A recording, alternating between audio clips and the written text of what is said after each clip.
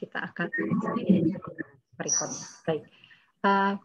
Rangkaian acara kita pada sore hari ini sebenarnya akan banyak terjadi dinamika, yaitu kita akan nanti membukanya dengan doa pembukaan dan juga kata sambutan yang akan dibawakan oleh pastor kepala dari Paroki Meruya, yaitu Romo Arnoldus Devanto yang akan membawakannya. Terima kasih Romo Dev atas kehadiran dan kesediaannya membantu membuka acaranya. Kemudian nanti kita akan masuk kepada, nanti saya akan memperkenalkan narasumber kita pada sore hari ini, yaitu Suster Ami. Nah ini ada tampilan sedikit, boleh balik lagi ke yang tadi, boleh Bu Dewi, terima kasih. Saya akan menginformasikan khususnya untuk internal paroki MKK dan juga teman-teman yang hadir. Seksi lingkungan hidup dari paroki Meruya MKK akan melakukan seri edukasi dan juga ajakan untuk bisa bersama-sama dengan komunitas yang ada di dalam paroki MKK. Kita berjalan bersama melakukan aksi yang diinspirasikan oleh ensiklik Laudato Si. Ini adalah titik awal kita di tahun 2022 dengan mengadakan sebuah simposium Laudato Si yang nantinya akan difasilitasi oleh Suster Ami. Jadi sesi pertama pada hari ini, nanti kita akan ada sesi kedua, yaitu lanjutan rangkaian berikutnya adalah di tanggal Sabtu 26 Maret, kalau hari ini hari Minggu.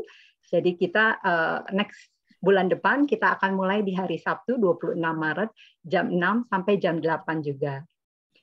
Kemudian selanjutnya kita akan mengadakan beberapa webinar series aksi, yaitu The Wonder of Eco Home di tanggal hari Sabtu 30 April 2022. Agak siang, kita sedikit berubah waktunya, jam 2 sampai jam 4 sore. Kemudian The Wonder of Circular Economy pada hari Sabtu 21 Mei 2022, jam 2 sampai jam 4 sore juga. Kemudian kita lanjutkan di bulan Juni berikutnya, yaitu The Wonder of Eco Community, yaitu di hari Minggu 5 Juni 2022. Jamnya juga jam 2 sampai jam 4. Jadi kami harapkan seluruh peserta yang sudah hadir pada sore hari ini juga bisa hadir kembali di rangkaian acara aksi 2022 untuk mengajak seluruh komunitas, baik yang di dalam paroki Meruya khususnya dan juga di luar. Kemudian serangkaian dari segala edukasi yang sudah kita lakukan, kan kita mau melakukan aksi. Jadi kita mau mengajak khususnya untuk komunitas internal di paroki Meruya MKK, kita akan melakukan gerakan bersama dan juga proses tantangan yang akan kita selenggarakan setelah rangkaian acara edukasi ini di bulan Juli sampai bulan November. Cukup panjang karena proses kita untuk bisa peduli terhadap lingkungan hidup bukan hanya sehari dua hari, tapi kita mau masukkan ini sebagai sebuah kesadaran kita bersama, khususnya kita sebentar lagi mau masuki masa Prapaskah gitu ya. Ini juga bisa merupakan langkah awal kita melakukan pertobatan ekologis di awal ini sampai dengan akhir tahun, dan mudah-mudahan sampai seumur hidup kita. Kita mau menjaga lingkungan hidup kita dengan kesadaran dan juga dengan kebersamaan. Baik, itu yang bisa saya sampaikan. Kita akan membuka rangkaian acara kita dengan doa pembukaan yang akan dibawakan oleh Romo Devanto. Saya persilakan waktu dan juga layar kepada Romo Dev.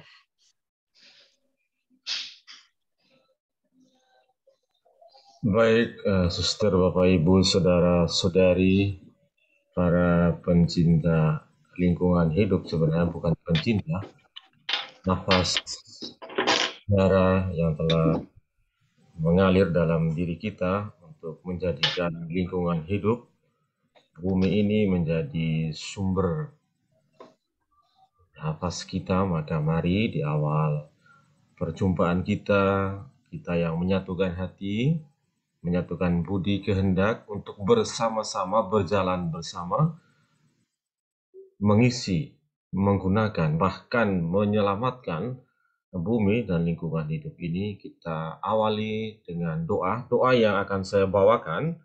Saya mengambil dari doa Bapa Suci untuk lingkungan hidup yang sudah disediakan oleh panitia. Saya rasa doa ini sangat bagus, mari kita menyatu dalam doa ini. Allah yang Maha Agung, Engkau hadir di segenap alam raya. Engkau hadir pula di setiap jengkal hidup makhluk yang Kau cipta. Engkau memeluk semua yang ada dengan kelembutan jiwa. Maka ya Allahku, taburlah kami dengan daya cinta-Mu. Penuhilah pula kami dengan damai-Mu, agar kami mampu memelihara indahnya kehidupan, agar kami bisa erat bersaudara, tidak saling mencibir luka dan duka. Allah kaum Bapa, tolonglah kami untuk menyelamatkan mereka yang tersisih dan terlupa, karena di mata-Mu mereka juga begitu berharga. Sembuhkanlah hidup kami, supaya kami dapat sungguh melindungi bumi ini, bukan malah menjaranya. Kuatkanlah kami agar dapat menaburkan keindahan, bukan polusi dan kerusakan. Sentuhlah hati mereka yang merugikan orang miskin dan papa, dan yang merusak bumi demi keuntungan semata. Ajarilah kami menemukan makna dari setiap hal yang ada, agar jiwa kami dipenuhi rasa terpesona sehingga mampu menghormati ciptaan-Mu. Ajarlah kami agar kami lebih mampu memahami makna kebersatuan kami dengan setiap ciptaan, terutama dalam peziarah bersama menuju cahaya yang abadi.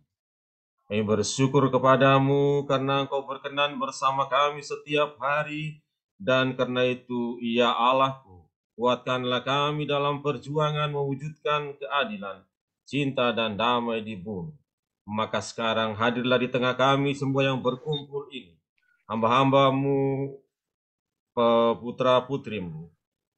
Kami menyediakan waktu untuk bersama-sama saling mendukung, melengkapi, sehingga kami menyatukan hati langkah budi kami untuk makin hari kami makin mengangkat bumi ini menjadi pijakan yang berharga bagi hidup kami, bagi hidup yang akan datang dan untuk selamanya.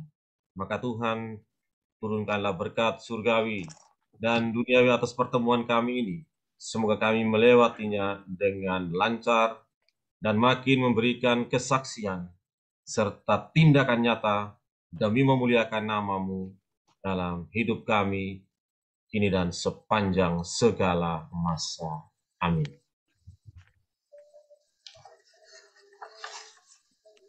Terima kasih Romo Dev atas doa Suster pembukaannya. Amelia lagi jadi pembicara. Your speaker Iya. is not working. Please check your. Iya, terima kasih atas doa pembukaannya. Terima kasih untuk teman-teman yang baru bergabung. Jadi kita akan memulai mungkin langsung dengan kata sambutan dari Romo Dev. Saya persilakan. Baik, selamat sore malam untuk kita semua.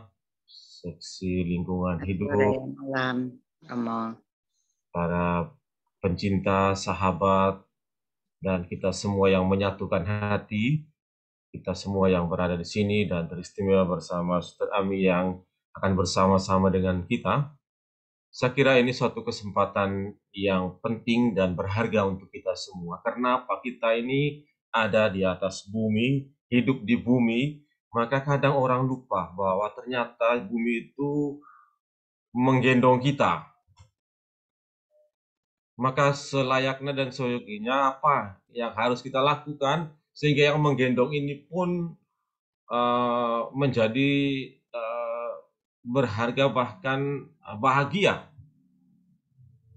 Maka pertemuan dan perjumpaan kita yang telah disediakan ini sungguh-sungguh mengajak kita dan kita semua diharapkan menjadi pelaku-pelaku yang hidup untuk juga menjadi rasul dalam mengangkat bahkan menjadi juru bicara, corong dalam mewartakan betapa pentingnya kita merangkai, meramu, menjaga bumi ini dengan mencintai lingkungan hidup, walaupun kecil tetapi berarti. Sesuatu yang kita lakukan dengan tekun setia, itu akan menjadi kuat. kalau itu punya arti dalam sebuah kebersamaan. Mari kita ucapkan terima kasih atas waktu ini dan dari Seks LH dan teman-teman semua yang telah mengusahakan ini, dan kita terus menjadi saksi untuk mengajak semua orang mengetuk hati, tidak pernah bosan, supaya nanti apa yang kita lakukan ini bukan hal yang sepele, tapi ini sangat berarti. Paus sendiri pun setiap saat, setiap detik, ya sungguh menunjukkan suatu concern penuh di dalam hidupnya. Dan ia tidak tanggung-tanggung, bahkan ketika dia menjadi paus, dia langsung membuat ensiklik Laudato Si yang sungguh-sungguh memang di dalamnya itu penuh, sebagaimana kalau kita dengar dalam surat Gembala Bapak Uskup tadi, bahwa kita ini adalah makhluk ciptaan yang sungguh-sungguh juga diciptakan hampir setara dengan Allah. Dan itu yang diharapkan dari Sang Pencipta adalah kita berlaku baik. Salah satunya berlaku baik adalah juga mengangkat bumi ini menjadi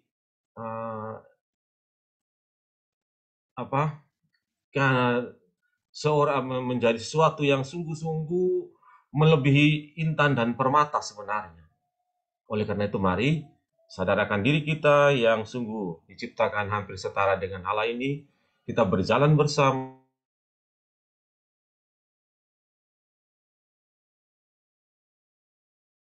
untuk bonum komune, kesejahteraan bersama paroki, keuskupan, wilayah, dan dunia. Selamat mengikuti, terima kasih, Tuhan memberkati. Amin. Terima kasih Romo Dev atas kata pembukaan dan juga mengingatkan kita betapa kita berperan penting untuk bisa menjaga alam ciptaan, dan juga diingatkan akan surat gembala dari Kardinal pada sore hari ini. Terima kasih sekali lagi. Kita akan melanjutkan rangkaian acara kita, yaitu dengan perkenalan narasumber kita pada sore hari ini, seperti yang sudah disampaikan sama Romo Dev. Jadi kami dari tim LH sangat bersukacita dan bersyukur karena Suster Ami atau Suster Amelia Hendani sudah bersedia untuk bisa membawakan 2 sesi untuk bisa memulai proses perjalanan merawat, dan juga kita mau bersama-sama berefleksi bagaimana kita bisa melakukan tindakan merawat bumi, merawat lingkungan hidup kita pada sore hari ini. Ya, saya akan memberikan perkenalan singkat mengenai resume Suster Amelia. Suster Amelia Hendani, SGM, biasa dikenal dengan Suster Ami, merupakan seorang biarawati Katolik dari komunitas Sisters of the Earth in Green Mountain Monastery di Vermont, Amerika Serikat. Saat ini di mana Suster Ami sedang melakukan karyanya. Lahir dan besar di Jakarta, Suster Ami menyelesaikan pendidikan sebagai psikolog dari Universitas Indonesia pada tahun 1996. Sebelum bergabung dengan tarekat religius, Suster Ami bekerja sebagai dosen tidak tetap di Fakultas Psikologi Universitas Tarumanegara dan juga bekerja sebagai konsultan HRD di Jakarta. Awal mula panggilan Suster Ami dimulai sebagai suster kontemplatif dari tarekat Gembala Baik dan berkarya di Filipina. Namun Suster Ami merasa terpanggil untuk berkarya di tempat lain, jadi Suster Ami bergabung dengan komunitas Green Mountain Monastery yang didirikan oleh almarhum Romo Thomas Berry CP. Thomas Berry adalah seorang imam Katolik dari Ordo Passionis, seorang ahli sejarah dan agama-agama Asia yang terkenal oleh gagasan ekologis dalam konteks kosmologis. Misi dari komunitas Suster Ami adalah mengubah kehadiran manusia dari yang merusak menjadi kehadiran yang ramah dan saling mengembangkan dengan bumi dan segenap penghuninya. Suster Ami mulai memberikan berbagai seminar dan simposium mengenai spiritualitas bumi dan lingkungan hidup sejak tahun 2012 di berbagai tempat, baik di Indonesia, Filipina, India, dan Australia. Suster Ami juga menulis sebuah buku yang berjudul Memahami Laudato Si bersama Thomas Berry. Ia juga menerjemahkan karya Thomas Berry ke dalam bahasa Indonesia dengan judul Kosmologi Kristen. judul asli dari bukunya adalah The Christian Future and the Faith of the Earth and the Faith of Earth. Jadi nanti mungkin Suster Ami bisa menjelaskan kepada kita juga sedikit terkait dengan buku-buku yang ditulis dan diterjemahkan. Baik, saya akan langsung memberikan waktu dan layar untuk kita bisa memulai acara simposium kita pada sore hari ini di sesi pertama. Waktu dan layar saya persilahkan Suster Ami. Terima kasih Mbak Siska. Bisa kedengeran ya suaranya ya? Suster, jelas Suster. Oke. Selamat sore menjelang malam, dan mungkin selamat malam kalau ada teman-teman dari Indonesia bagian timur. Selamat malam Romo Devanto, para panitia dari Paroki MKK. Terima kasih sudah mengundang saya untuk memfasilitasi sesi pertama dari serangkaian kegiatan yang sudah tadi ditayangkan oleh Mbak Siska.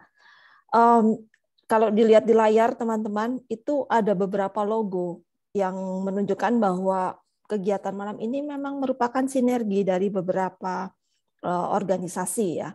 Yang pertama, meskipun tadi saya diperkenalkan sebagai anggota dari Sisters of the Earth at the Green Mountain Monastery, namanya ini ya keren namanya, tapi sebetulnya misinya ya kita mau bersama-sama membangun kehadiran yang lebih ramah lah sebagai salah satu penghuni bumi.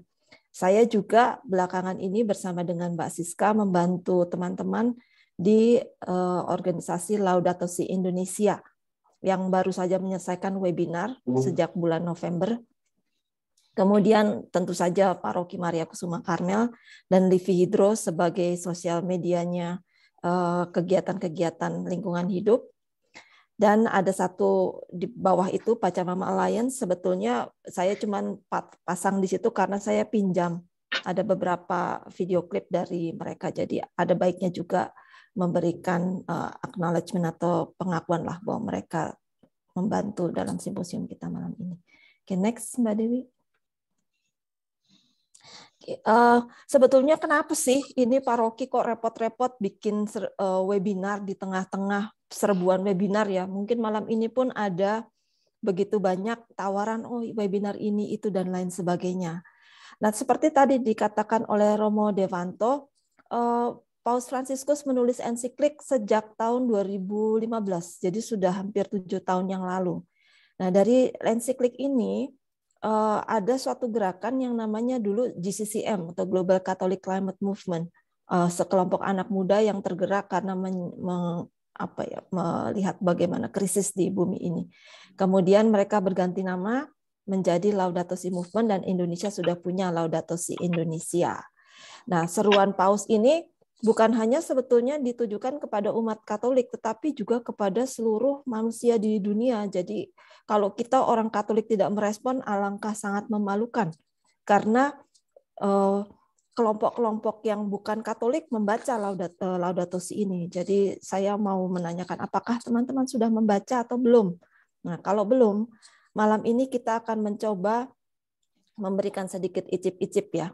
Laudato Si itu ada 6 bab isinya. Nanti kita akan tayangkan sedikit atau berikan gambaran sedikit. Kemudian berikutnya Mbak Dewi. Nah, tahun lalu untuk lebih menggerakkan orang-orang mengamalkan Laudato Si ini, Paus Fransiskus bulan November merilis atau mengeluarkan yang namanya Laudato Si Action Platform. Jadi sebuah kerangka rencana aksi yang akan kita coba jalankan selama 7 tahun ke depan. Untuk memudahkan, dibagi menjadi 7 sektor. Ada sektor keluarga, sektor pendidikan, kesehatan, sektor organisasi dan komunitas, sektor ekonomi, sektor paroki, dan komunitas religius. Nah, sektor paroki yang malam ini sudah menyambut ajakan untuk melaksanakan Laudato Si. Berikutnya. Nah, Paroki Maria Kusuma Karmel, sebetulnya seksi lingkungan hidup itu sendiri sudah berdiri sejak tahun 2008 kalau tidak salah. Berada di bawah seksi SKP, Keadilan Perdamaian. Nah, Paroki MKK ini sebetulnya sudah duluan waktu itu, sebelum ensikliknya ada tahun 2014 melakukan simposium membangunkan pemimpi mengubah impian. Mungkin waktu itu belum terlalu aktif juga karena kan masih bingung ini mau ngapain sih seksi lingkungan hidup, banyak yang akhirnya jadi kayak petugas kebersihan ya, lalu atau taman diperindah dan lain sebagainya karena memang waktu itu belum terlalu populer. Tetapi sudah ada gerakan yang saya tahu di paroki MKK ini, BBM membawa botol minum. Dan waktu itu moderator yang saya kenal waktu itu Romo Adri, sempat ngobrol-ngobrol juga. Dan kita sama-sama melakukan simposium, ada sekitar 70 orang waktu itu. Semoga masih ingat kalau malam ini ada yang hadir. Berikutnya Mbak Dewi. Untuk memudahkan memahami ensiklik, saya meminjam 4 kerangka pertanyaan ini dari organisasi tadi, Pachamama Alliance. Karena pada dasarnya di ensiklik Laudato Si ini juga menjawab 4 pertanyaan. Di mana kita berada, kenapa kita sampai mengalami situasi sekarang, lalu apa yang mungkin bagi masa depan dan kemana kita melangkah. Atau kalau dalam bahasa Laudato Si, itu di bab 1 adalah apa yang terjadi dengan rumah kita bersama. Kemudian bab 2 itu sebetulnya ada sedikit tinjauan mengenai refleksi secara Injil ya, khususnya Injil penciptaan, refleksi dari kitab suci. Kemudian bab ketiganya adalah akar manusiawi dari krisis ekologi atau bagaimana kita bisa sampai di titik ini.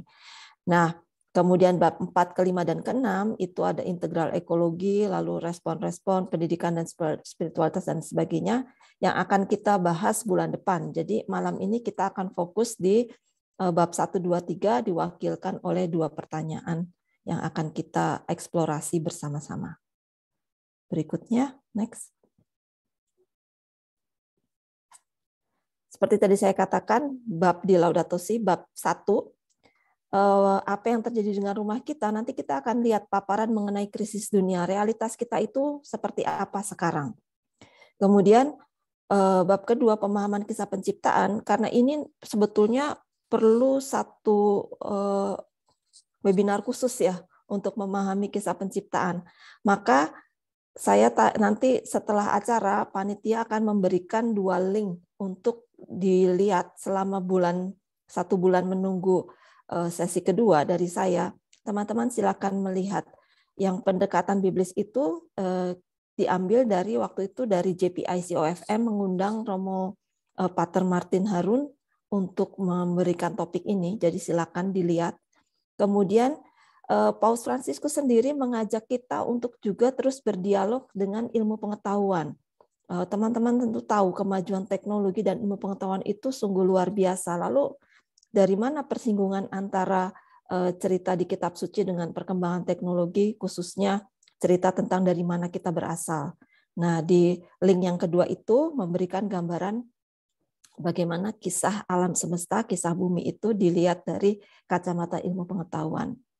Lalu bab ketiga tentang akar manusiawi, nanti akan kita lihat bersama apa yang menyebabkan kita mengalami krisis seperti sekarang. Berikutnya. Sekarang kita mulai ya. Apa yang terjadi dengan rumah kita? Mungkin teman-teman sudah sering sekali melihat berbagai macam tayangan atau membaca artikel-artikel yang berisi tentang situasi bumi saat ini. Tetapi kadang-kadang kalau kita sudah terlalu banyak menerima informasi, kita udah kayak kebal gitu ya. Tapi malam ini saya ingin kembali mengajak teman-teman untuk mendengarkan dengan hati. Apa yang terjadi dengan rumah kita? Bagaimana caranya mendengarkan dengan hati? Gitu. Kok hati? Apakah hati punya telinga gitu ya? Bayangkan gini, ini kan belakangan ada di TV online itu ya, TV online itu sinetron layangan putus yang cepat heboh itu. Nah, ibu-ibu, teman-teman, khususnya para kaum perempuan, ketika nonton layangan putusnya bisa sampai nangis-nangis gitu. Aduh, ikut tersiksa dengan cerita tokoh-tokoh di dalamnya. Atau kalau teman-teman, khususnya bapak-bapak, teman-teman yang laki-laki yang senang nonton sepak bola, kalau nonton sepak bola itu kalau gol itu bisa sampai lompat-lompat teriak gitu.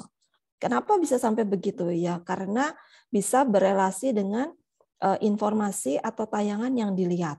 Jadi malam ini itulah yang kita harapkan teman-teman untuk mendengarkan dengan hati-hati, mencermati informasi apa yang diterima, gitu ya. Nah, untuk itu kalau teman-teman malam ini tidak memakai handphone untuk mendengarkan simposium, mungkin handphonenya bisa di silent atau layarnya dibalik sedikit supaya tidak terganggu gitu ya. Layarnya tiba-tiba muncul ada itu lalu noleh sebentar, oh ada WA, oh ada ini gitu. Jadi ditutup sebentar supaya kita bisa fokus mendengarkan informasi yang akan disampaikan malam ini. Nah, tayangan ini saya ambil dari video klip yang dibuat Pachamama Alliance yang sudah dibuat kira-kira 10 tahun yang lalu. Kalau 10 tahun yang lalu informasinya seperti ini, bagaimana dengan sekarang? Apakah sudah cukup terjadi pertobatan atau perbaikan di lingkungan hidup? Ya, mari kita dengarkan bersama-sama. Silakan mencari tempat atau posisi yang nyaman untuk duduk. Kalau sudah siap, mari silakan kita dengarkan bersama-sama.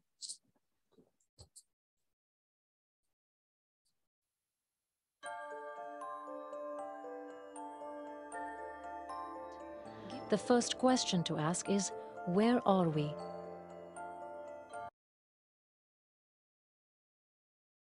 In other words, what kind of world is our modern way of life actually producing?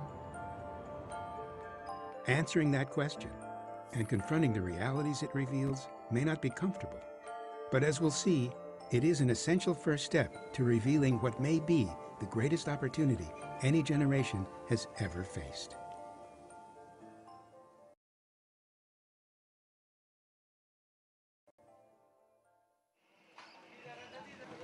One place to begin is with the dramatic changes that have occurred in human population.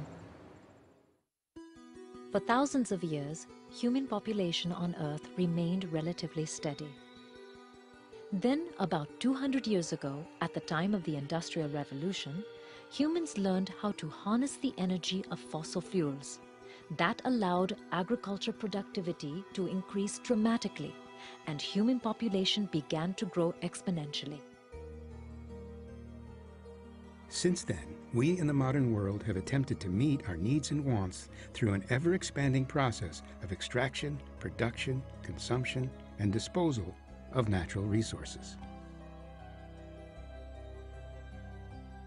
The modern industrial system that resulted has made possible great human achievements in many areas, but it has also brought about grave and deepening crises. The global environment is being significantly degraded and is now threatened by climate disruption. Poverty is increasing, and the gap between rich and poor is widening. And it is apparent that increased material wealth has not produced the personal fulfillment human beings so long for. In addition, the global economic downturn that began in 2008 could be evidence of a system on the verge of breakdown. If we look at the record of the last 25 years, we would say that on these counts, economic vigor in terms of inequality, in terms of poverty, and in terms of sustainability, this mode of production has been a failure. How did this happen? Given all the ways economic and social progress are measured, why did we not see this coming? Perhaps it's because the way we measure progress doesn't really measure progress at all. Gross domestic product, GDP, is supposed to, be a measure of everything, puts a value on everything that's been produced in an economy within a year's time. But what that doesn't measure is the fact that in order to achieve that gross domestic product, there's also a lot of destruction of natural wealth. And one can in fact say that the greater the GDP of a country is, measured conventionally, the more natural wealth, either in that place or globally, has been destroyed. The current industrial model requires continuous economic growth. But is that growth sustainable? And what do we mean by sustainability anyway? Sustainability is the ability of the current generation to meet its needs without compromising the ability of future generations to meet theirs.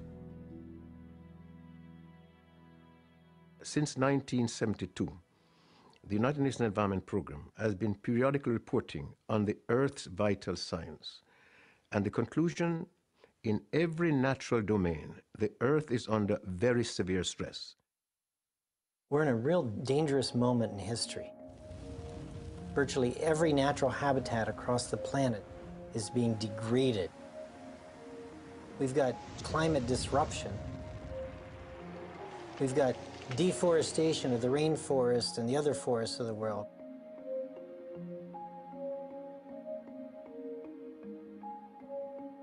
We've got soil erosion.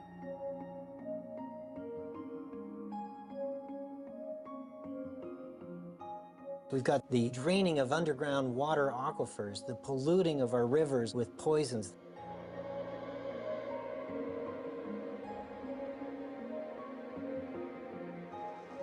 We've got the overfishing of the oceans of the world. We've got the toxic burden in people's bodies, the rates of cancer that are going up. These are all big-ticket global ecological issues, and what they're doing is they are shredding the fabric of life that basically creates the life support systems, the ability of the planet to support our life and future generations. The demand for unlimited growth on a planet with limited resources is clearly unworkable. One place where this is showing up is with the resource that made this whole system possible: oil. Many experts say that oil extraction worldwide is about to reach its peak. Peak oil is the term they use. The academic researchers, who are much more likely to be independent and hard-headed in their analysis outside the oil industry, believe that peak oil probably in the area of a 2010, 2015, something like that. And after that, we begin to see a reduction in the supply, but an acceleration of demand. It is impossible to believe that that will not happen. It is going to happen. It is clear that the resources of Earth are being used up. Your critical questions become how much and how fast. One useful measurement system is called the ecological footprint. The ecological footprint is an accounting tool, not for money, but for ecological resources. So it compares how much nature we have and how much nature we use. There's only one planet. That's why the line of supply is very, very horizontal. Humanity has been continuously increasing its resource demand to the extent that by the mid-80s, we've started to use more than what nature can regenerate. And by 2007, humanity used about 30% more than what nature can renew. So we have been in global overshoot. Overshoot can be thought of as living off of your credit card. You know, humanity's living off its ecological credit card. If we use more than nature can keep up with, we actually start to erode natural capital that life depends on. Currently, if everyone on Earth lived as North Americans do, we'd need 5 Earths. For everyone to live as Europeans do would take 3 Earths. In other regions, people are living beyond the capacity of 1 Earth as well. China and India are presently living just under the 1 Earth level. But given the rapid industrialization and economic growth of both countries, that's sure to change.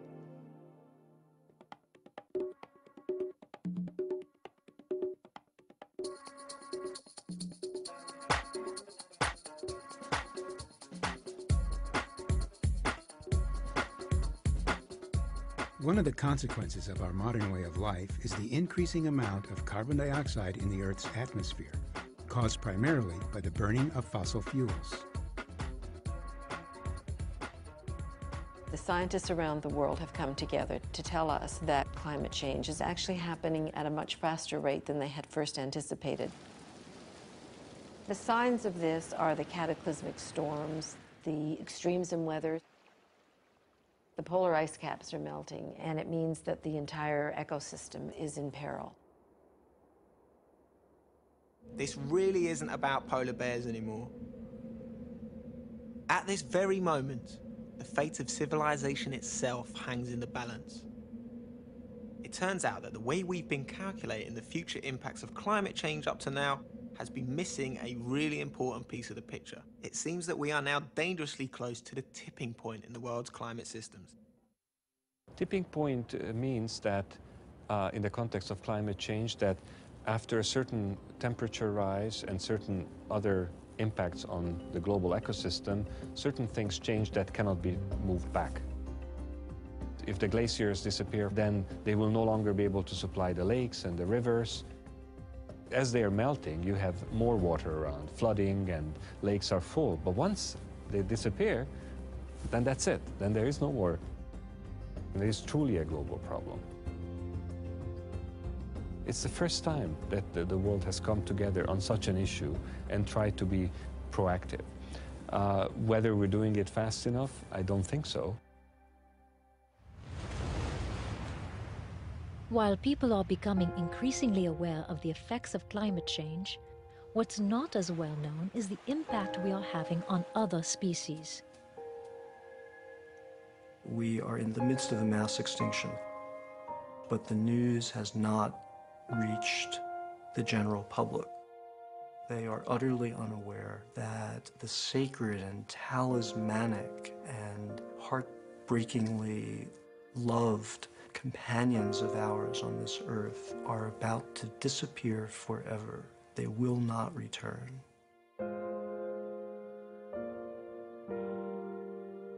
African lions are on the absolute verge of extinction.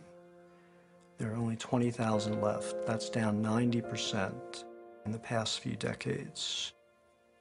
Every species and subspecies of tiger on the planet is on the absolute verge of extinction. Elephants down 90% in the past century. 90% of all large fish are gone from the oceans. Scientists, oceanographers were astounded and panicked by what they found. Half of all species of life may be extinct in 50 years. And what this means is that we don't have 50 years to solve this problem. We don't have 20 years. We have a decade. Nothing this destructive has happened in 65 million years. I mean, why is that not our central concern? It's overwhelming. No one imagined it could happen. So suddenly, we're confronted with this fact, and we don't really know how to respond to it. I think that's beyond most of us, because we haven't deepened our hearts in a way that would make possible the grief that is wanting to be felt.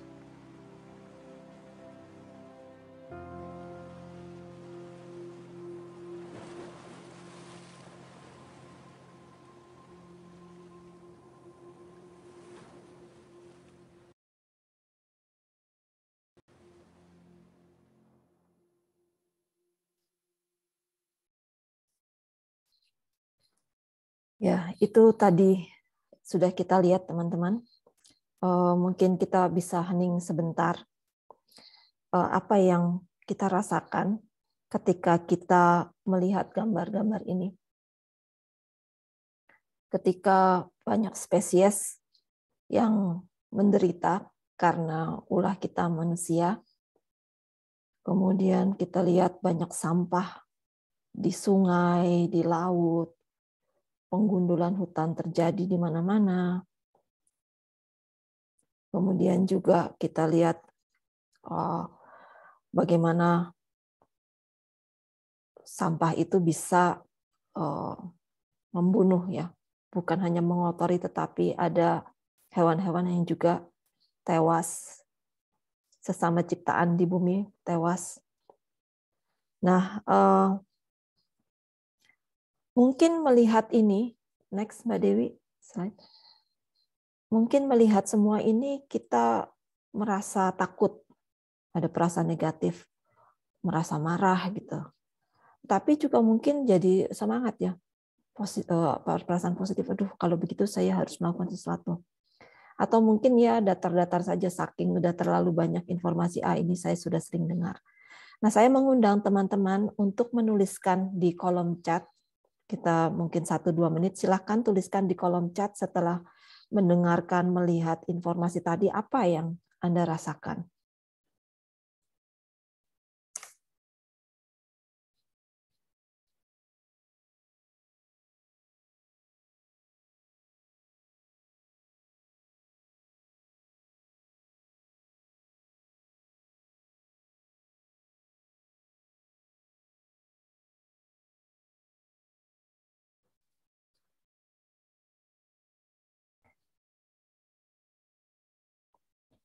Ada yang menulis sangat khawatir, sedih, prihatin, takut, khawatir, ngeri.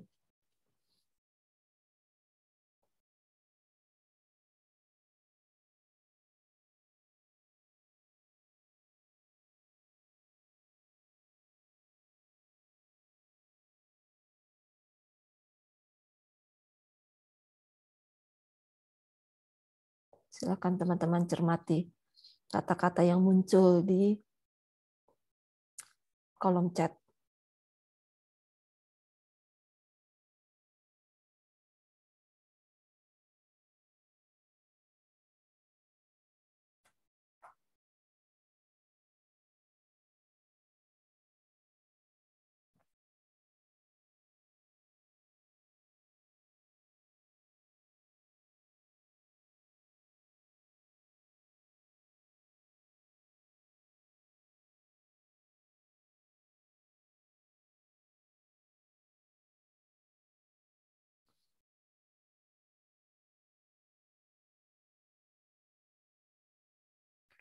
Baik, next Mbak Dewi. Ini yang kira-kira muncul ya tadi ya. Ada yang sedih, kebanyakan sedih, was-was, dan lain sebagainya. Sebetulnya perasaan-perasaan ini kan perasaan yang menunjukkan bahwa ada sebuah sinyal darurat ya. Jadi kalau di desa itu, kalau misalnya ada kebakaran itu kan kentongan bambu zaman dulu. Mungkin sekarang pun masih ada kentongan kalau ada kebakaran, kentongan atau ada gempa bumi gitu. Jadi ini tanda-tanda menunjukkan bahwa ada bahaya yang kita hadapi. Cuman kentongannya tidak berbunyi. Kentongannya itu adanya di dalam hati kita, perasaan was-was, pasrah, terutama yang punya anak-anak yang masih kecil, yang punya cucu mungkin ya. Bagaimana nanti kehidupan mereka di masa depan. Next, Mbak Dewi. Ya, sebuah seruan untuk kita untuk bangun, a wake up call. Sudah waktunya untuk berubah.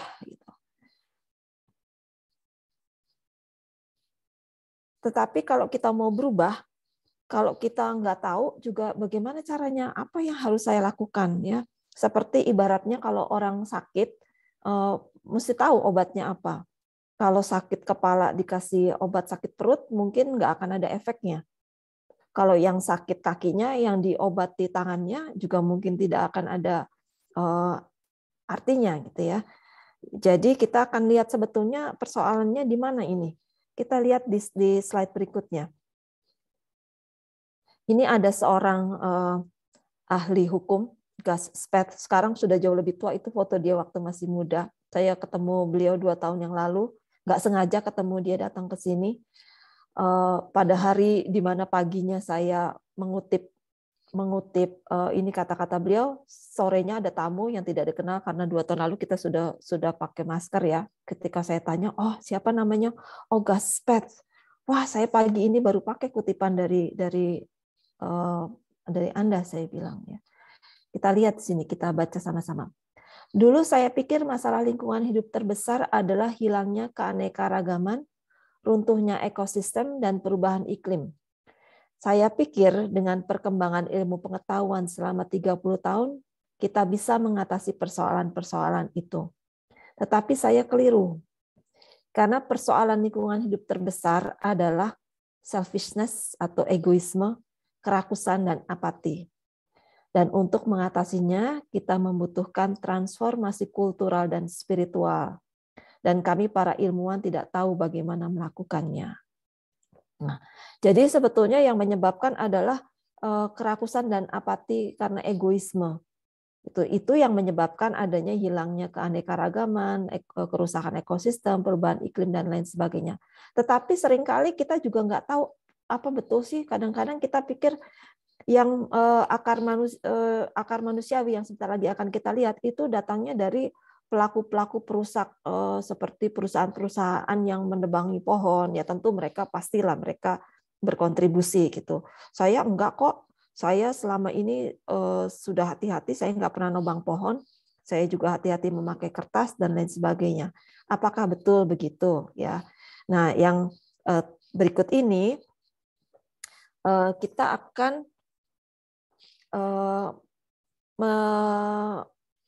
mendalami apa yang disebut dengan sesat pikir. Berikutnya Mbak Dewi. Nah, ada satu istilah yang namanya adalah unexamined assumption atau asumsi yang tidak pernah kita telaah. Atau kalau mau bahasa sederhananya adalah cara pandang kita yang keliru karena kita kurang paham atau sesat pikir. Seperti yang saya lihat ya, saya cari gambar ini ya, yang di sebelah kiri itu gambar yang sangat populer gitu. Kita seringkali merasa bahwa krisis itu masih jauh dari kita. Padahal tadi seperti Romo Devanto bilang, kita tuh tinggal di satu bumi yang sama. Kita disangga oleh bumi yang sama. Jadi kalau misalnya ada kebakaran hutan, nah itu kan di sana jauh, nggak ada di Indonesia, nggak ada di Pulau Jawa, itu di Kalimantan. Iya, kita berempati lah.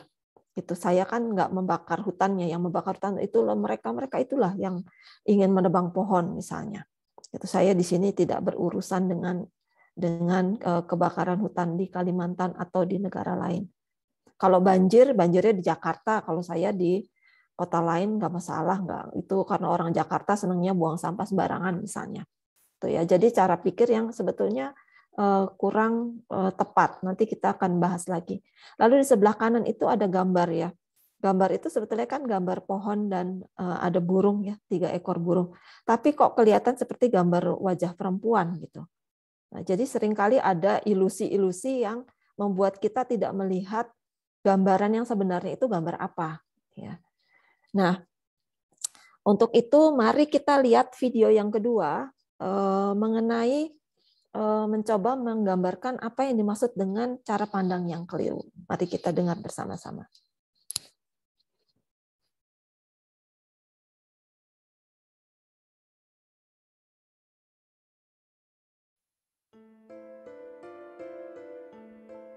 Now that we've looked squarely at where we are, a good question to ask might be, how did an intelligent, well-meaning species who for the most part only wanted to make the world better and more secure for their children, end up in such a condition? What could possibly explain how we got into our current predicament? How did we get here?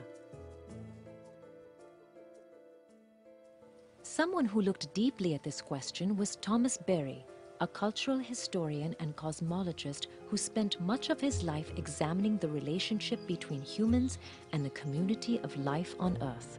The great work of our times, I would say, is moving the human community from its present situation as a destructive presence on the planet to a benign or mutually enhancing presence. It's that simple.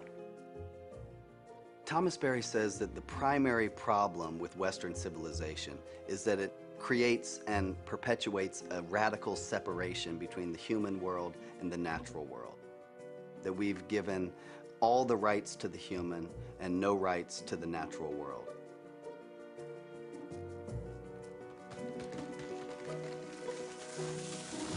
We think we're behaving very rationally, that we're on this kind of logical economic course, but actually we're heading toward our destruction, and the only way to explain it is that we've been locked into a kind of mythic entrancement, a worldview that's become dysfunctional and therefore destructive. According to Thomas Berry, our industrial age could be characterized as a period of technological entrancement, in which our obsession with progress has us marching toward an ill-defined magical paradise somewhere in the future. A future in which we have mastered the earth and everything on it without any limits. And so, it could be said that we in the modern world are living in a kind of trance. Indigenous people would call this trance the dream of the modern world. This dream could also be called our current worldview, a way of seeing the world we're not even aware that we have. A worldview is held in place by a set of beliefs and unexamined assumptions that we're completely unaware of. Like glasses we've worn so long, we don't even know we're looking through them anymore. People's actions correlate with their worldview. We take actions consistent with how we see the world. And often, those actions produce outcomes we didn't predict or intend. So when our actions produce outcomes we're not intending, it's important to identify the unconscious, unexamined assumptions that generated those actions in the first place.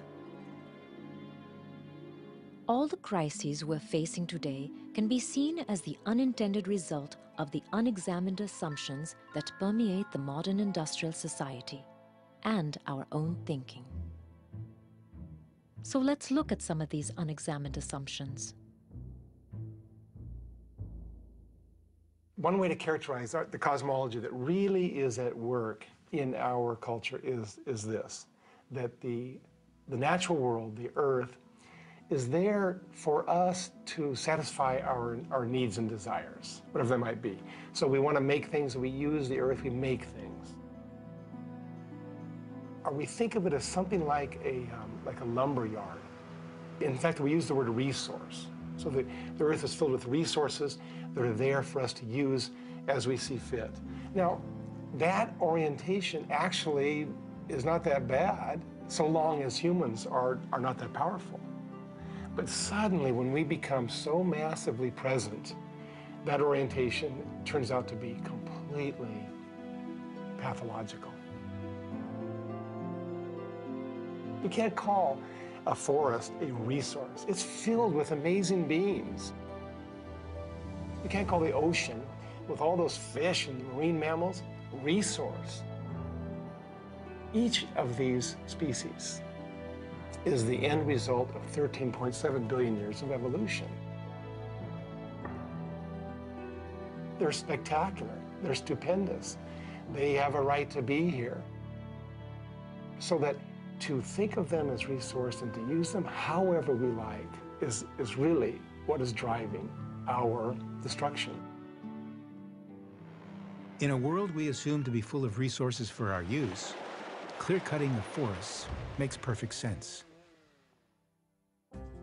Another example of an unexamined assumption is that competition alone is the fundamental law of nature. But when we really look, does that assumption hold true? So much sort of pseudoscience has been done trying to show that the world is in competition. Survival of the fittest and all of that. I think human beings are more prone to cooperation and compassion. If you look at the work that's being done in science, it's about cooperation. Cells must cooperate. Species must cooperate. Cooperation rather than competition is the way nature works.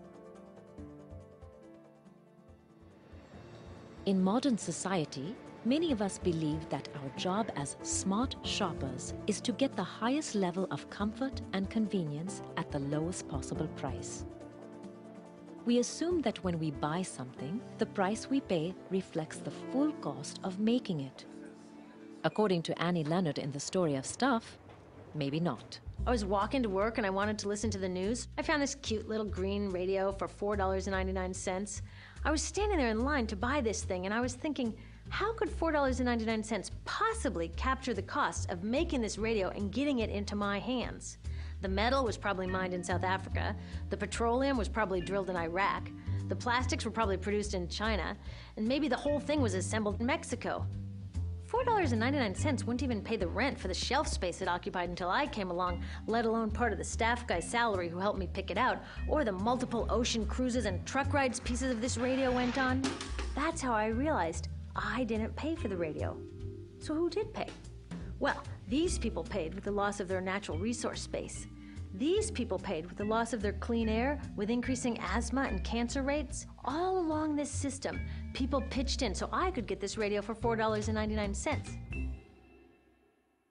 We have a lot of unexamined assumptions around money. One of them is that people have equated their own value with money. Even the word success, when we say, are you successful, what we mean is, are you making money? And it eclipses people's genuine worth and value. When you say you're going to throw something away, where's away? There's no such thing. And where away actually is social justice issues and environmental justice issues. Every plastic bag, plastic cup, plastic to-go container, that is the petroleum complex in Africa, Ecuador, Colombia, Alaska, you name it. Every paper bag, paper plate, paper napkin, that is a forest. Every thing that is called waste or disposable is the ways in which we are saying that it is acceptable to throw our planet and its people away.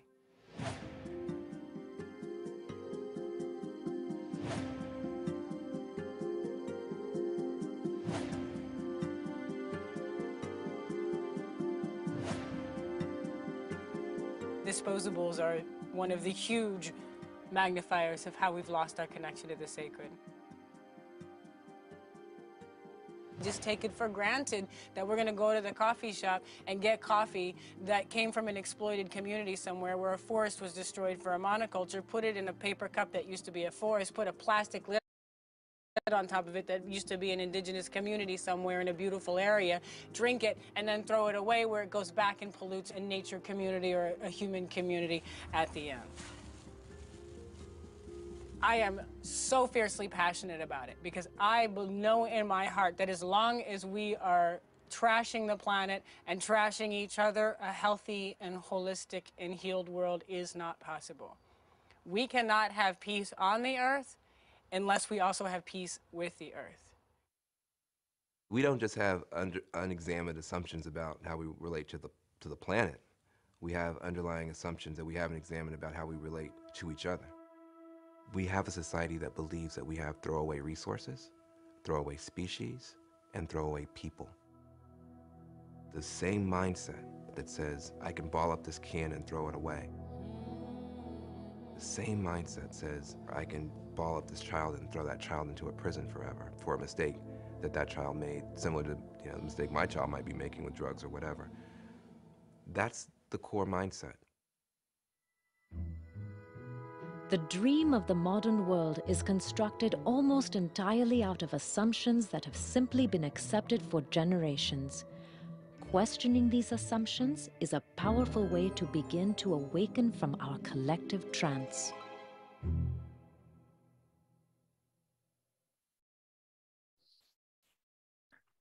Baik, teman-teman sudah melihat tadi ya sekilas ada beberapa asumsi-asumsi yang ditayangkan di video. Kita bisa lihat di slide berikutnya. Nah, ini tadi yang sudah dibahas, contoh sesat pikir bahwa bumi merupakan sumber daya yang bisa kita pakai sesuai keinginan kita. Lalu kompetisi adalah hukum dasar alam. Kita semua diajak berkompetisi, kompetisi. Dari masih kecil sudah diberikan nilai kompetisi. Apakah kompetisi ini diimbangi dengan satu nilai yang lain, yaitu bahwa kita sebetulnya pada dasarnya punya satu gerakan untuk mau bekerja sama dengan yang lain. Dan sekarang kompetisi itu sudah bukan masanya lagi. Ya. Kemudian harga barang yang kita bayar menunjukkan biaya produksi sepenuhnya. Kalau tadi radio sekitar 4,9, katakanlah 75.000 ya. Apakah 75.000 itu sungguh-sungguh menggambarkan biaya produksinya? Atau sebetulnya tadi ada banyak pihak-pihak yang dikorbankan? Kemudian sukses berarti memiliki uang banyak. Nah, yang paling populer ini kan kemasan plastik itu praktis gitu. Nah, itu cara pikir yang ternyata sekarang kita, ya ampun, dunia kita sudah jadi dunia plastik. Kemudian ada lagi misalnya kalau beli sabun nggak busanya sedikit itu nyucinya kurang mantap gitu, kayaknya nggak bersih. Apakah betul begitu? Nah, jadi ini salah satu atau bukan salah satu, salah 6 ya, salah 6 dari sesat-sesat pikir yang ada di dalam pikiran kita. Setelah ini kita akan melakukan breakout group ya supaya tidak bosan cuma dengerin saya ngomong aja. Kita akan mencoba menemukan sesat pikir lain yang tanpa kita sadari menyebabkan persoalan atau keadilan, persoalan lingkungan hidup atau keadilan sosial. Nah, untuk membantu supaya teman-teman nggak bingung apa ya sesat pikir saya. Nah, panitia sudah menyiapkan ada beberapa daftar tentang asumsi-asumsi yang nanti teman-teman bisa lihat di form, nanti akan disampaikan di kolom chat ya, bisa dilihat bahwa itu apa aja yang ditemukan oleh teman-teman. Nanti dicentang aja yang ini. Kalau lebih bagus kalau bisa menemukan yang tidak ada dalam daftar. Tapi kalau belum ada, kita mulai dari situ. Waktunya 10 menit ya, Mbak Siska, mungkin sudah siap panitia bisa memasukkan di breakout group. Oke, terima kasih Suster Ami atas pemaparan dan juga atas sharing materinya. Teman-teman yang sudah hadir, jangan kemana-mana dulu. Ini kita masih akan, seperti yang saya informasikan, karena ini adalah sebuah rangkaian acara, kita akan membagi semua sahabat LH yang sudah hadir, Romo, Suster, juga Bapak, Ibu, dan saudara-saudari ke dalam breakout room. Kita akan berefleksi bersama, yaitu dari 2 pertanyaan utama yang tadi dari materi yang sudah dipaparkan oleh Suster Ami. Where are we now? Di mana kita sekarang? Gitu. Terus how do we get here? Bagaimana kita bisa sampai di titik ini di kehidupan kita? Itu ada 2 pertanyaan dasar. Refleksi kita yang akan nanti kita sharingkan bersama-sama dengan teman-teman. Breakout room akan dibuat oleh panitia dan seluruh peserta akan di-assign secara acak gitu ya, termasuk dari tim LH juga nanti yang akan mungkin masuk ke dalam breakout room. Satu breakout room itu 4 orang. Durasi kita ada 10 menit ya untuk kita berefleksi. Setiap orang diharapkan bisa berpartisipasi secara aktif, bisa men-sharingkan refleksinya. Kita setiap orang itu kami arahkan hanya 2 atau 3 menit karena waktunya 10 menit. Nanti kami juga akan menyampaikan link untuk bisa teman-teman juga gunakan mengisi Google Form, merupakan refleksi yang tadi mungkin asumsi-asumsi yang belum kita telaah atau pandangan keliru yang kita miliki. Nanti kami akan broadcast ke seluruh peserta yang akan masuk ke dalam breakout room. Nanti akan dibantu oleh Ibu Dewi. Sudah siap Ibu Dewi untuk kita mulai breakout-nya? Silakan Suster Ami. Oke, slide nomor berikutnya Mbak Dewi. Ya. Oke, nah ada tadi teman-teman sudah mencoba masuk ke breakout room. Itu memang selalu kendalanya gitu ya, kalau kita internetnya nggak stabil, ada yang mental, ada yang ngomong sendiri karena ternyata temennya nggak tahu kemana gitu. Jadi memang kita mencoba sebisa mungkin, tetapi saya berterima kasih sekali kepada panitia yang sudah menyiapkan daftar. Jadi tadi Bu Dewi sudah masukkan lagi linknya di chat, itu nanti bisa menjadi refleksi ke depan ya. Kalau hari ini diskusinya belum selesai, karena kalau diskusi lingkungan hidup itu waktunya nggak akan pernah cukup. Jadi silakan diambil, nanti dilihat masing-masing, lalu untuk jadi bahan refleksi lebih lanjut ya. Nah, ada satu sesat pikir yang juga lumayan menyebabkan persoalan di lingkungan hidup. Kita akan lihat bahwa sebetulnya yang paling mendasar kita itu sebetulnya kan tidak terpisah, kita saling terhubung, interconnected, atau bahkan sebetulnya saling mempengaruhi. Nah, bagaimana itu digambarkan, kita lihat di video yang satu lagi ini. Silakan Bu Dewi. Saya pamit dulu, kami mau pertemuan lagi, jadi Oh, silakan. baik Romo Dev, terima kasih Romo Dev, selamat meeting DPH. Terima kasih Romo. Of all the countless assumptions that make up our modern industrial worldview, there is one that is primary and all-encompassing. The assumption that we are separate from everyone and everything. This assumption shapes virtually all of our perceptions and actions. There's a fundamental misconception that we are separate. We're learning that's not true. If there's only one, then whatever I do to you, I do to me. If there's only one, whatever I do to the air, I do to me. If there's only one, whatever I do in society is what I'm actually doing to myself, doing to my family, doing to my children. A mechanistic view meant that instead of seeing the interconnection between things, there was a way of analyzing what people were coming into contact with and taking it apart. So what evolved was kind of a fragmented view of the natural world. And we became hypnotized, really, with the power that came out of this technology. And we lost our connection to each other. We lost our connection to the mystery of the universe.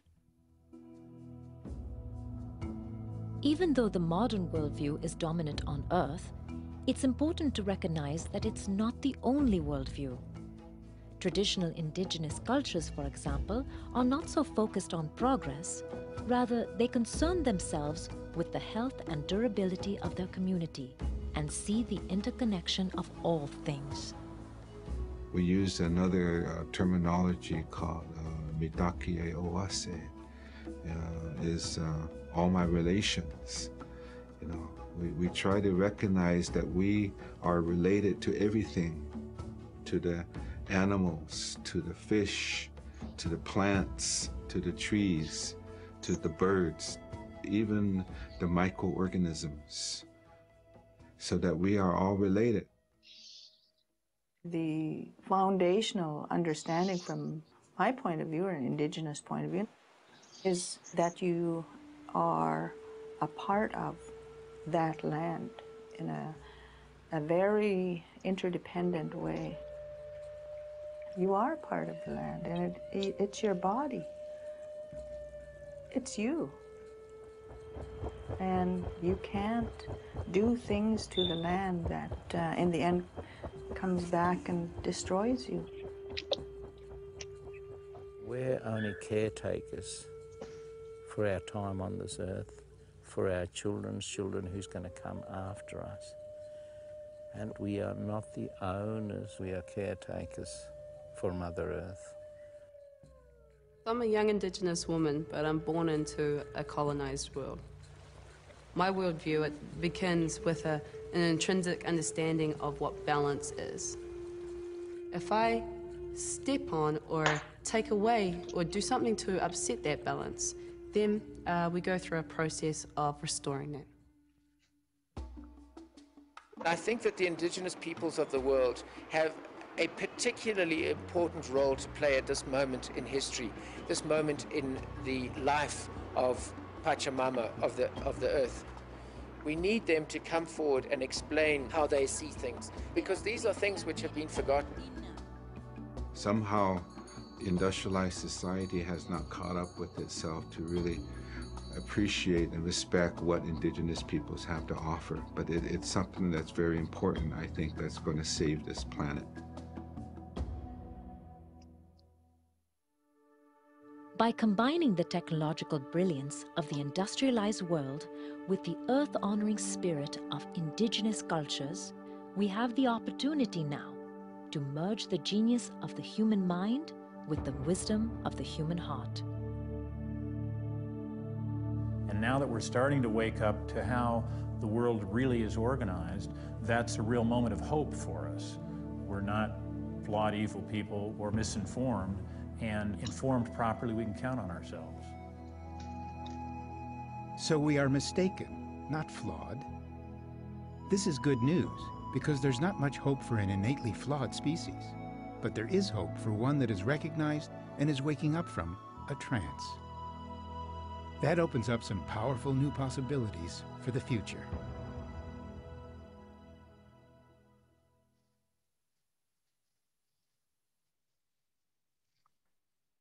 Ya, tadi kita lihat bahwa kita menemukan kita itu sebetulnya saling terhubung dan saling mempengaruhi.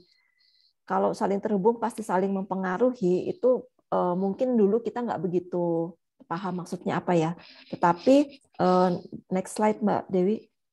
Tetapi setelah kita mengalami pandemi, kita baru sadar, iya virus sekecil itu bisa bikin seluruh dunia kalang kabut. Ya, kalang kabut karena gara-gara makhluk kecil itu dari ujung ke ujung semua bisa kena corona kapan saja.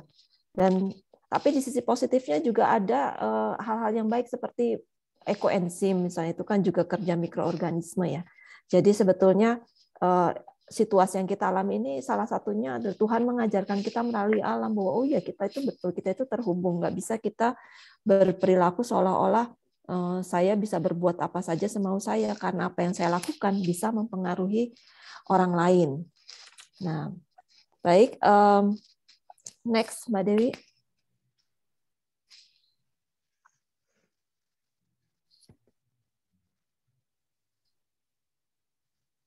Slide berikutnya. Kita sudah menjawab 2 pertanyaan awal yang di awal tadi. Sebentar, saya menunggu slide-nya Mbak Dewi.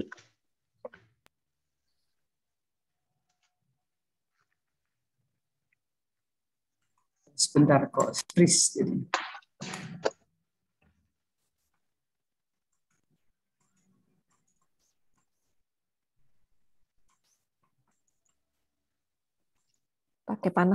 Pakai panah aja Mbak Dewi kalau nggak bisa pakai cursor. Panah di keyboard.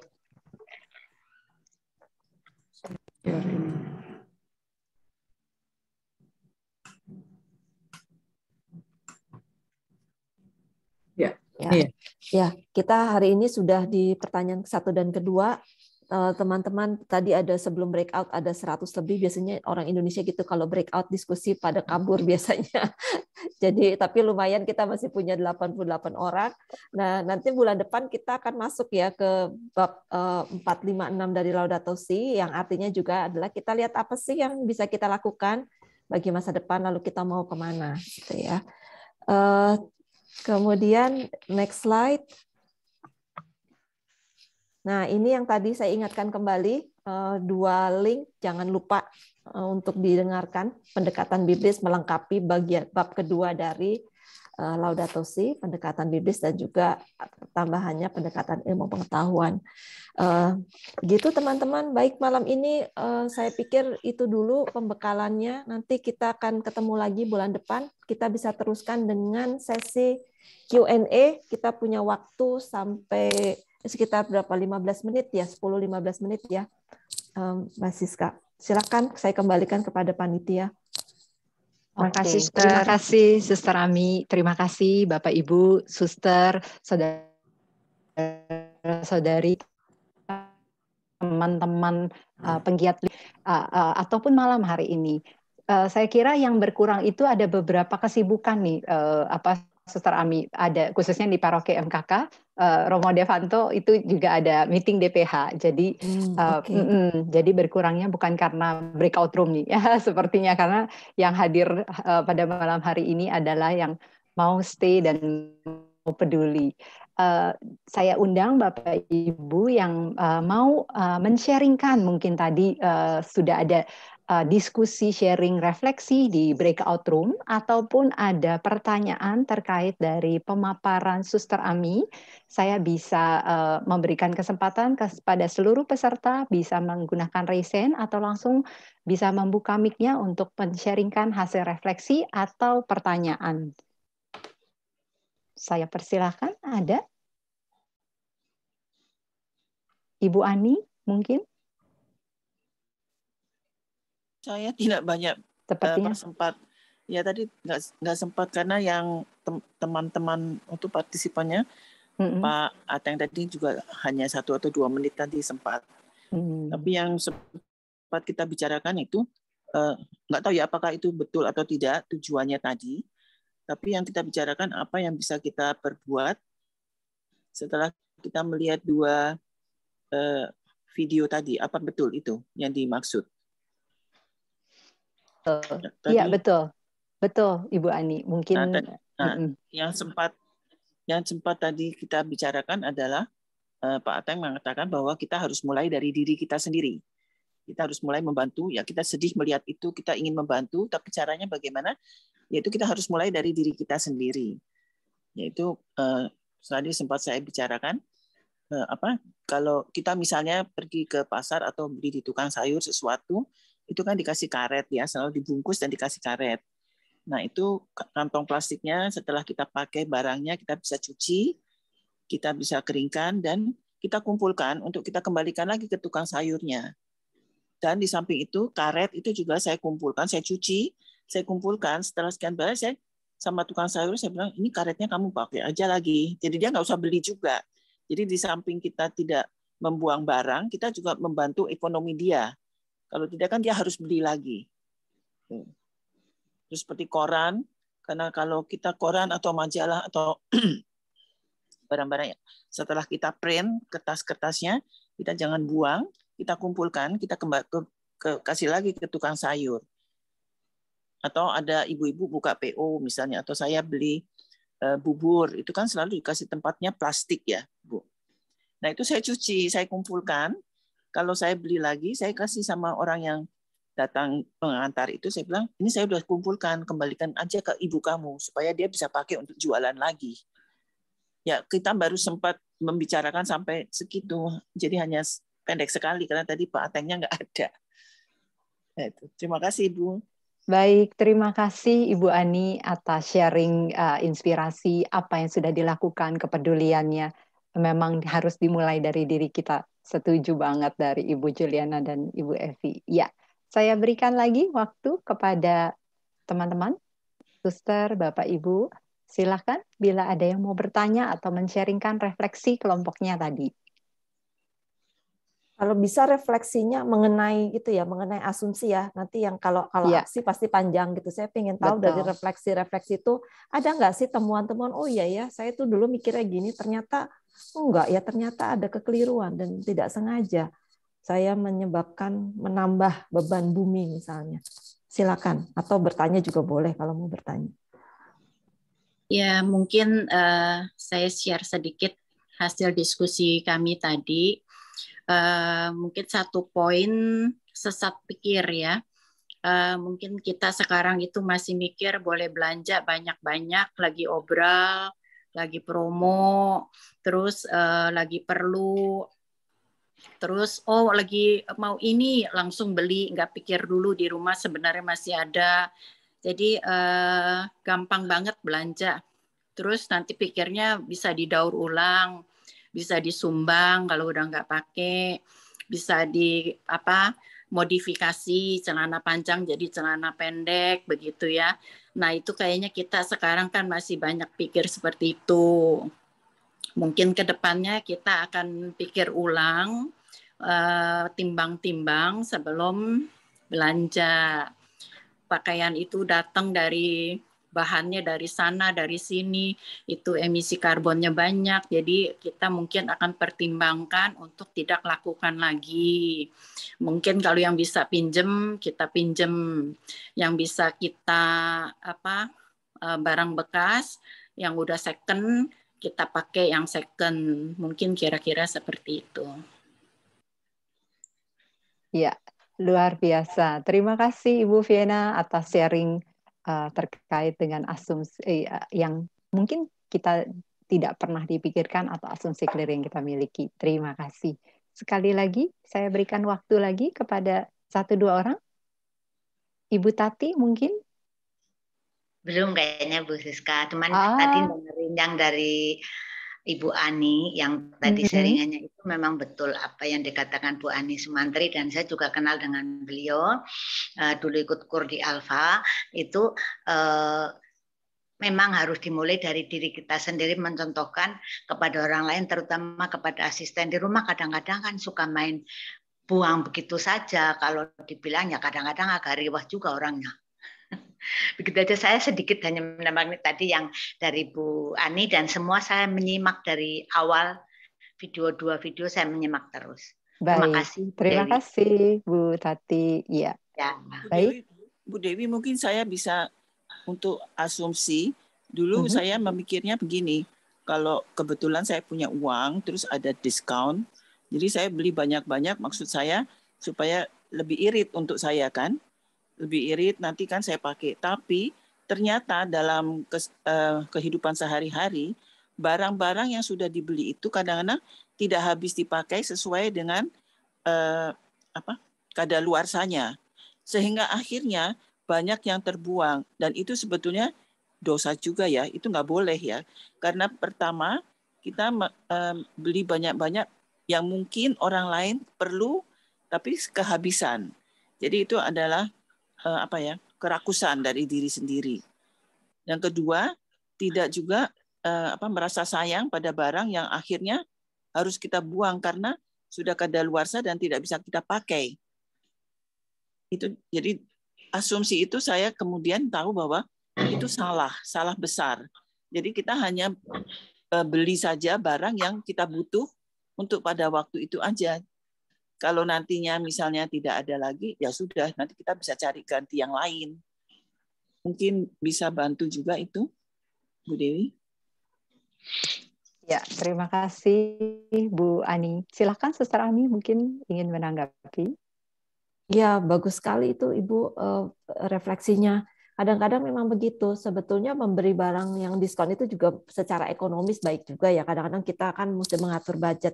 Tetapi yang penting tadi yang dari Ibu sampaikan mengukur kan ya.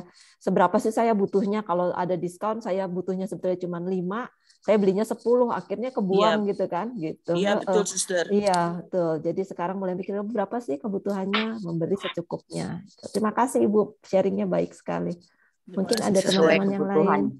Ya, betul. Ya, sesuai kebutuhan. Dulu rakus. Maklum ibu-ibu seperti itu, Bu Ani. Ya, silakan mungkin ada bapak-bapak atau teman-teman muda yang join. Saya persilahkan.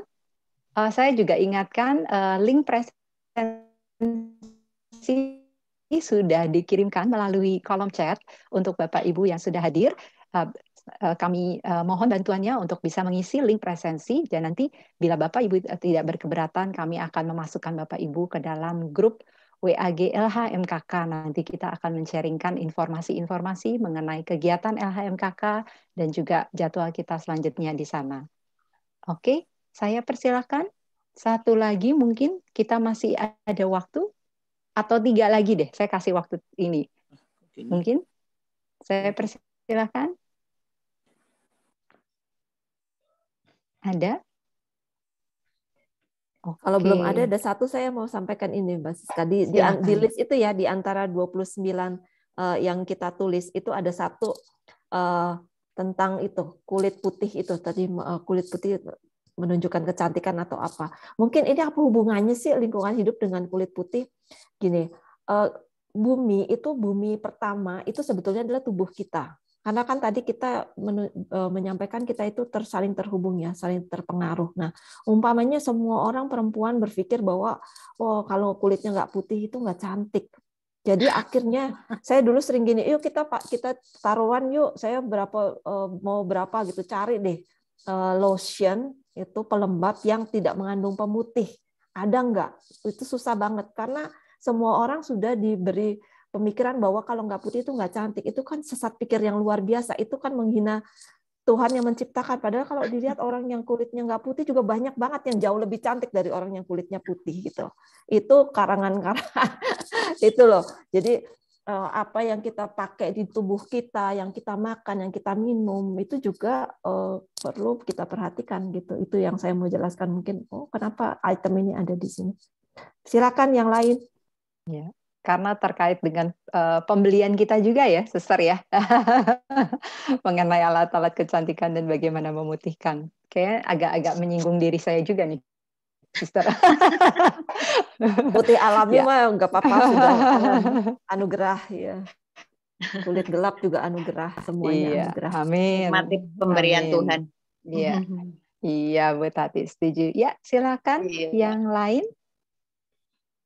Ada lagi Bapak Ibu, Suster, teman-teman penggerak, silakan. Ada yang mau mungkin mempertanyakan asumsi-asumsi ada yang nggak setuju atau apa, mungkin bisa di-sharingkan di sesi ini supaya kita bisa membantu saling berkontribusi. Wah ya, DRB siapa Bapak Ibu saudara, terima kasih. Ibu boleh nanya dikit tentang pertanyaan tadi?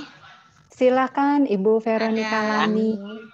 Ada satu pertanyaan, orang yang tidak mempunyai pekerjaan itu berarti orang malas. Saya mau nanya apa kaitannya ya? Oke, baik. Silakan Suster Ami mungkin bisa.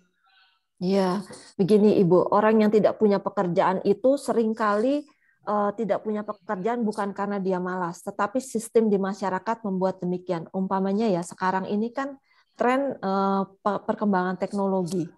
Ada banyak pekerjaan-pekerjaan yang dulunya dilakukan manusia digantikan oleh robot misalnya. Sehingga berkompetisi untuk mencari pekerjaan itu semakin sulit. Gitu. Sehingga orang-orang yang di PHK misalnya bukannya karena malas tetapi karena sistemnya yang sudah berubah begitu. Jadi itu salah satu cara berpikir yang juga keliru gitu.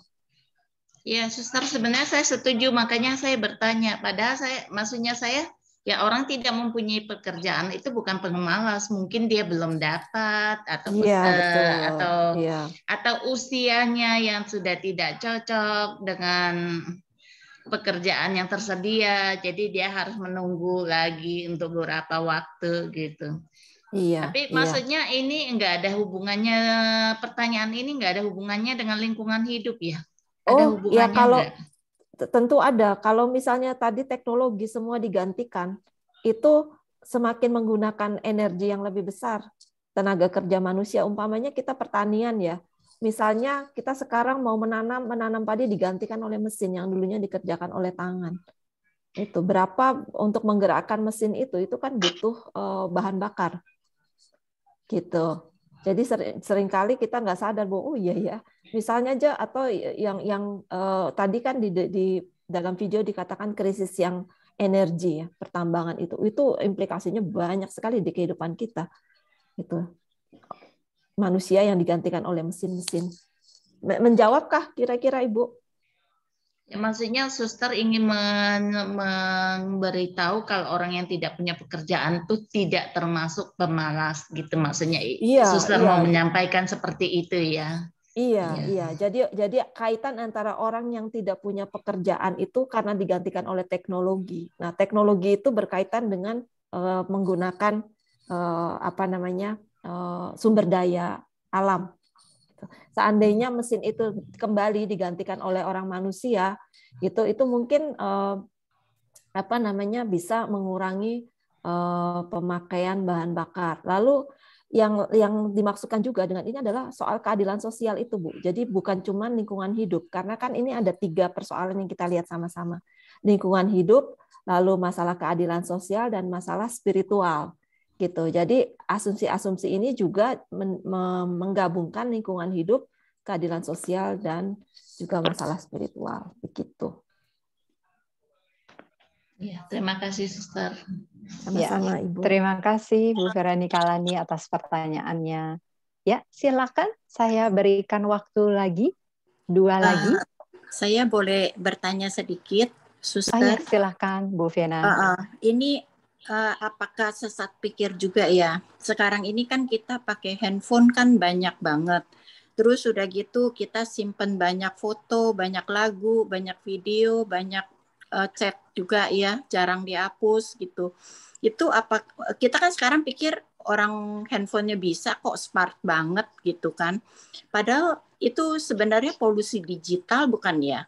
Jadi membebani HP itu sendiri, membebani data center, makan energi listrik lebih banyak. Benar nggak ya, Suster? Waduh, ini pertanyaan keren ini, Bu. Terima kasih pertanyaannya. Karena memang begitu. Coba satu orang berapa sih HP-nya? Ada yang 2, ada yang 3 gitu. Udah kayak presiden semua. Presiden juga nggak tahu HP-nya mungkin 1 kali gitu ya. Semuanya sibuk lalu tidur itu seringkali HP-nya tuh nggak dimatiin atau paling nggak di silent gitu.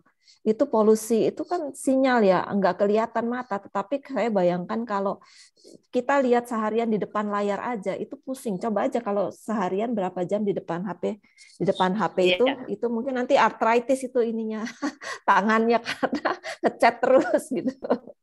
Itu iya betul sekali, dan sekali kalau misalnya punya HP 3 berarti energi yang dihabiskan berapa gitu. Apakah kita nggak sadar itu?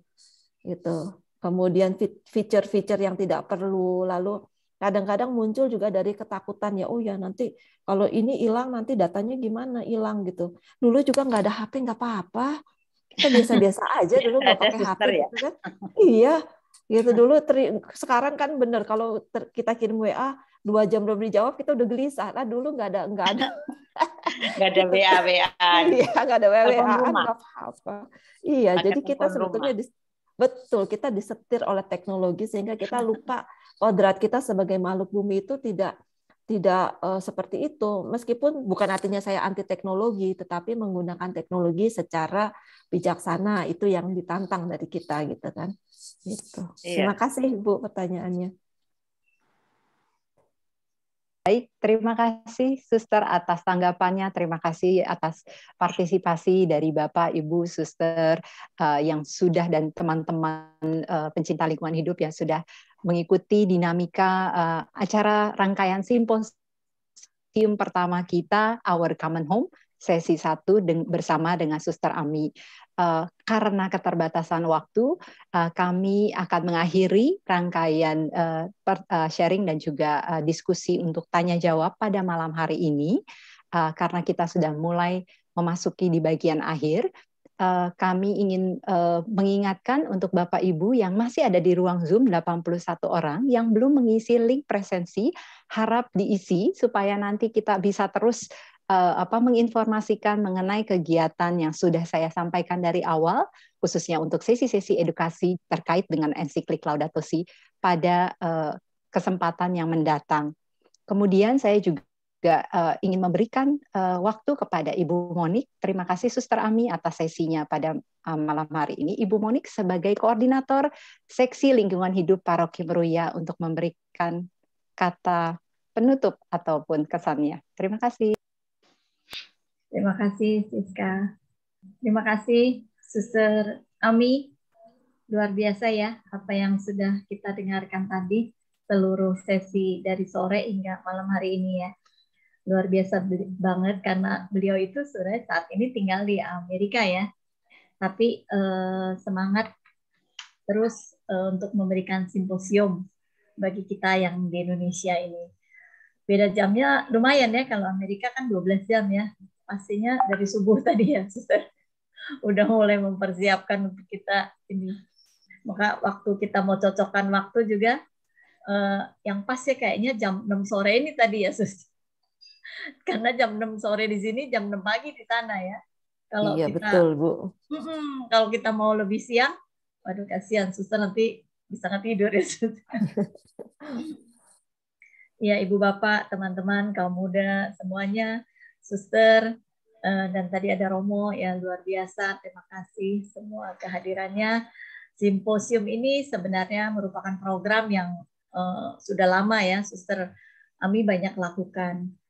Dan di MKK juga pernah dilakukan di 2014 ya, program yang menurut saya ini memang luar biasa, yang membangunkan kesadaran kita atas jeritan bumi terhadap apa yang telah dilakukan manusia ya, yang selama ini kita lakukan ya, baik secara sadar, mungkin juga ada yang tidak atau belum sadar ya, dengan berbagai tadi keserakahan, mengeksploitasi kekayaan alam, tidak peduli, nggak mau repot ya, dan mungkin isu yang paling dekat dan paling saat ini yang sangat dekatlah dengan kita, yaitu terkait dengan sampah ya. Bagaimana mungkin itu yang sangat dekat dan sangat mungkin kita bisa lakukan. Bagaimana kita harus bertanggung jawab terhadap sampah kita gitu ya.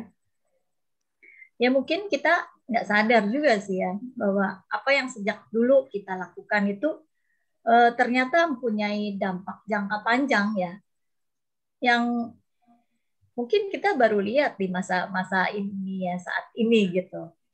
Segala kerusakan mulai dari tadi yang kita lihat ya, hutan yang begitu, tadinya mungkin begitu subur, digundulin demi untuk industri ya, berbagai macam industri yang kita mungkin konsumsi gitu ya. Padahal hutan itu kan sumber oksigen buat kita hidup ya. Terus bagaimana kita tadi mencemari air, tanah, udara gitu ya, bahkan tadi saya menangis lagi tuh lihat banyak kepunahan, banyak spesies yang ternyata itu juga akibat ulah kita ya. Kita itu, saya sampai melihat, kita ini manusia ya, kita diajarin mewartakan kasih kepada sesama kita umat beriman. Tapi ternyata, dampaknya kita sampai membunuh banyak spesies. Sedih banget tadi lihatnya ya. Kita punya andil semua tuh dalam kerusakan itu. Dan saat ini tuh benar-benar bumi kita itu sudah menjerit ya. Menjeritnya bumi itu bukan takut bumi ini semakin rusak sebetulnya ya. Kalau saya lihat itu lebih kepada bumi ini menyuarakan di mana sih engkau, hei manusia gitu kan? Manusia, kamu akan hidup di mana gitu maksudnya?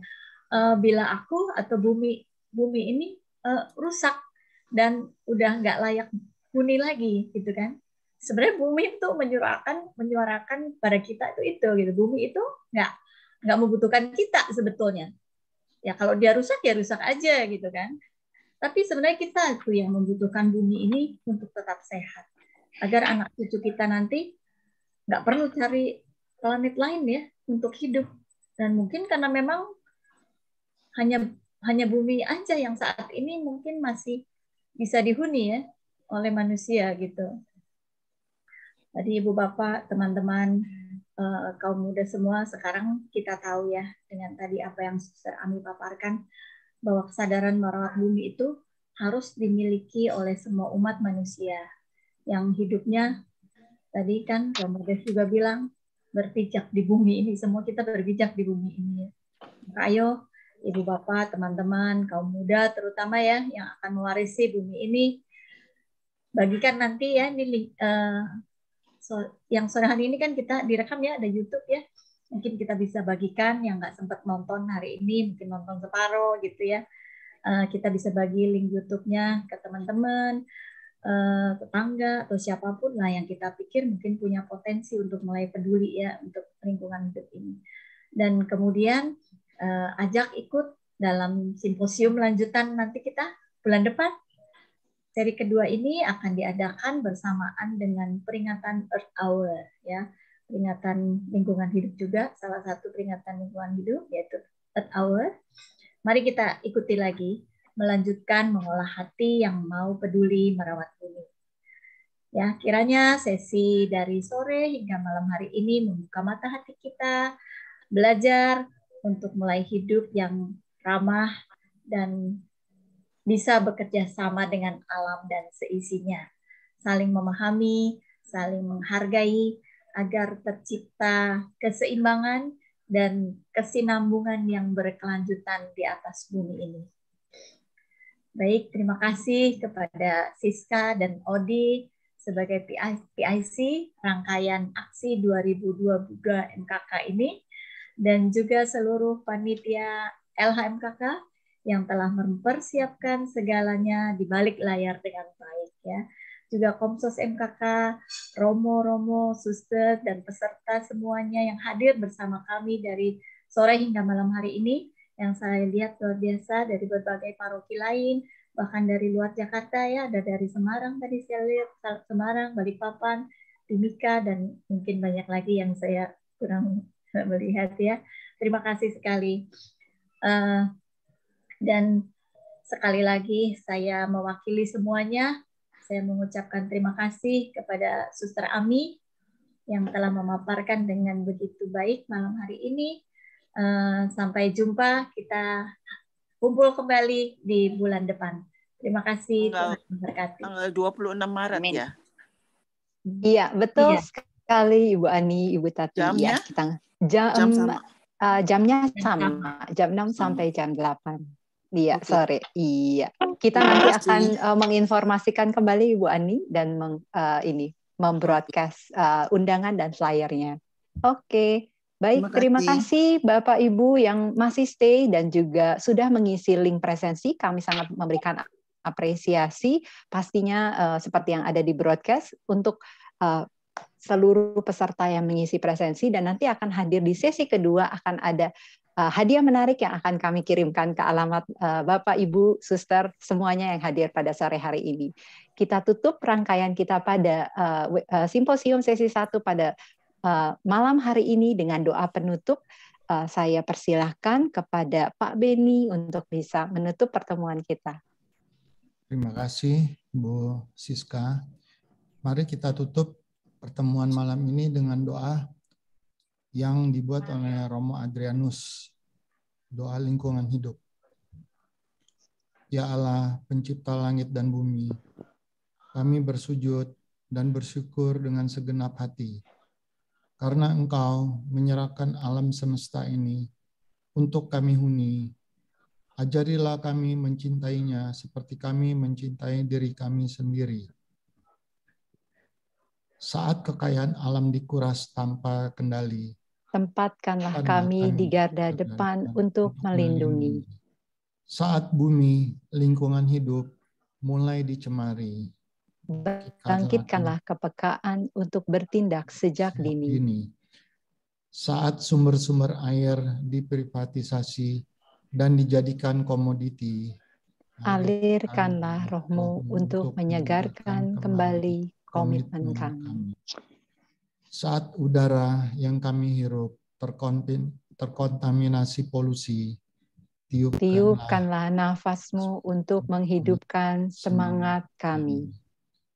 Saat hutan-hutan lindung digunduli, jadikanlah kami penggerak dan pelaksana reboisasi. Saat marga satwa yang dilindungi terancam punah mati, arahkanlah hati, rasa, dan cinta kami untuk menjaganya agar lestari. Saat kekayaan laut dieksploitasi dan dijadikan objek akumulasi kekayaan diri, gelorakanlah semangat kami untuk menjaga kekayaan bahari. Saat limbah-limbah industri tertimbun tak teratasi, jadikanlah kami pemerhati yang mau peduli ekologi. Saat sepak terjang teknologi membahayakan para penghuni bumi, jadikanlah kami sumber inspirasi dan penggerak tim advokasi. Saat terjadi pemborosan penggunaan energi, jadikanlah kami teladan yang tahu berhemat diri. Ya Allah, gemakanlah panggilan-Mu bagi kami untuk menciptakan lingkungan hidup yang segar, hijau dan alami, mengembangkan sumber daya hayati, menjaga ekosistem yang terlindungi, dan pencinta bumi generasi zaman ini. Amin. Amin.